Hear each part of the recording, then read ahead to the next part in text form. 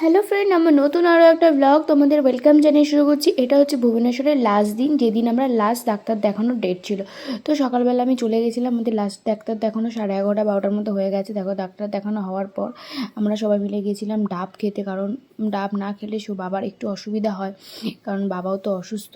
তো যাই হোক, ডাব খেয়ে আমরা যা ওষুধ কিনবো, তারপরের দিন চলে যাব রুমে।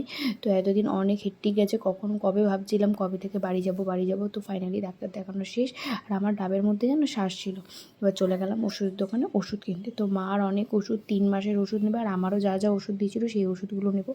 আমার মোটামুটি 3,300 টাকা মতো বিল হয়েছে। আর এখানে বাসগুলো না খুব সুন্দর, আমাদের ওখানকার বাসের মতো। এবার দুপুরবেলা সবাই মিলে আগে বাবা খেলো, তারপরে আমরা খেয়ে দিয়ে একটু রেস্ট নিয়ে রেডি হয়ে নিলাম। এবার রেডি হয়ে একদম বেরিয়ে পড়েছি। তারপরে হোটেলের পেমেন্ট বাকি ছিল, সেই পেমেন্টটা করে আমরা বেরিয়ে গেলাম বাস স্ট্যান্ডে যাব বলে। বাস স্ট্যান্ডে দাঁড়িয়েছিলাম, মানে প্রথমে বারমুন্ডা বাস স্ট্যান্ডে যাব, কারণ ওখান থেকে আমরা বাবুঘাট যাওয়ার বাস ধরবো।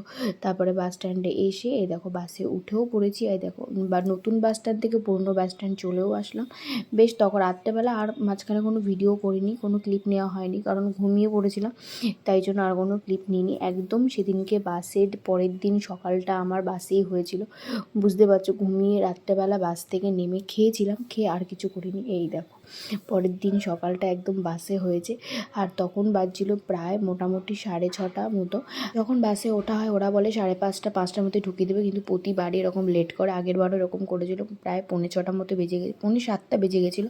মা তখনও ওঠেনি। আর এদিকে দেখো সূর্য উঠছে এরকম ভাব। আর তখন এই যে হাওড়া ব্রিজের, আমরা ব্রিজটা ক্রস করছিলাম, করে তারপর তোমাদের প্রিন্সেপ ঘাটে ছিল অনেক লাইন, জানি না কেন এত ভিড় ছিল।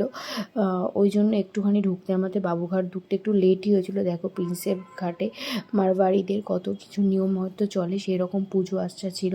তার বাড়ি চলে গেলাম। বাড়ি গিয়ে মনাকে অনেক দিন বাদে দেখছি, আর মনা মার ফোন নিয়ে খেলতে শুরু করে দিয়েছে। এবার খাওয়া দাওয়া করে সন্ধ্যেবেলা মনাকে একটু পড়াতে বসেছিলাম, আমি তো বাড়ি চলে আসবো। তো সন্ধ্যেবেলা বড় চলে এসেছিলো, বড় মনাদের জন্য কত খাবার দাবার নিয়ে এসছে। দেখো, আর আমি তোকে বলছিলাম দেখ তোর বন্ধু তোর জন্য কত খাবার দাবার সব নিয়ে এসেছে।